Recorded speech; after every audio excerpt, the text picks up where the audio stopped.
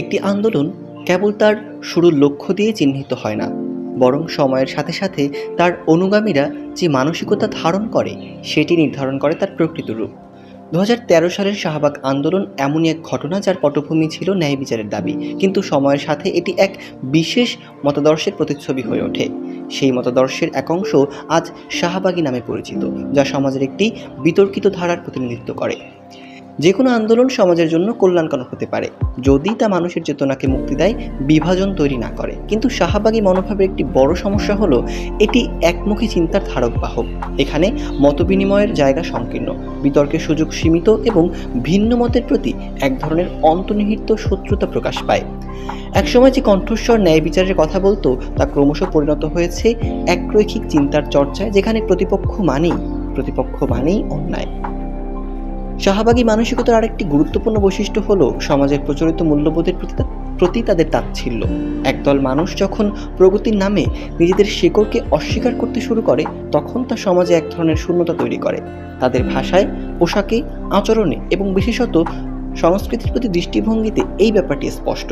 তারা বিশ্বাস করেন আধুনিকতা মানেই পুরনো ঐতিহ্য ও সামাজিক রীতিনীতির বিপরীতে অবস্থান নেওয়া। কিন্তু প্রশ্ন হলো, সভ্যতা কি নিজের শেকড় মুছে ফেলে এগোয়, নাকি শেকড়কে ধারণ করেই পথ চলা স্থিতিশীল হয়? মুক্ত চিন্তা একটি গুরুত্বপূর্ণ মানবিক গুণ, কিন্তু তা যদি কেবল একদল মানুষের জন্য সংরক্ষিত হয় এবং অন্যদের চিন্তার স্বাধীনতা খর্ব করা হয়, তবে সেটি আর মুক্ত চিন্তা থাকে না, হয়ে যায় মতাদর্শিক একনায়কত্ব। শাহবাগীদের বক্তব্যে, লেখনীতে এবং সামাজিক মাধ্যমে এক ধরনের একপেশে চিন্তার বহিঃপ্রকাশ দেখা যায়। তাদের মতে যে চিন্তার সঙ্গে তাদের মেলে না, কিংবা সেটি পশ্চাৎপদ, অনাধুনিক এবং পরিত্যাজ্য। এই দৃষ্টিভঙ্গি সমাজের বহুমতের চর্চাকে বাধাগ্রস্ত করে এবং এক ধরনের ইন্টেলেকচুয়াল ডিক্টেটরশিপ তৈরি করে।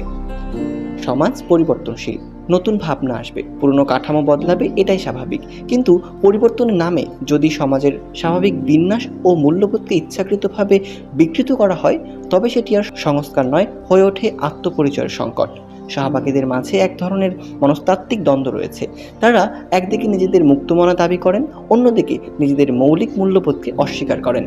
ফলে তারা নিজেদের এমন এক অবস্থানে নিয়ে যান যেখানে তারা নিজেদের শিকড়কে বিপরীতে দাঁড়িয়ে পড়ে এবং ক্রমশ বিচ্ছিন্ন হয়ে যান বৃহত্তর জনগোষ্ঠী থেকে। সমাজের অগ্রগতি একরৈখিক নয়, এটি বহুমাত্রিক।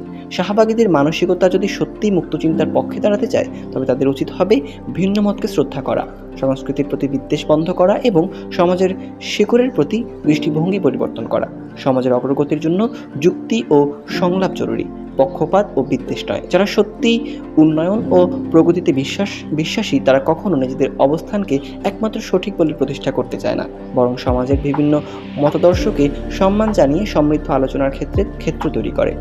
প্রশ্ন হলো, আমরা কোন পথে হাঁটব?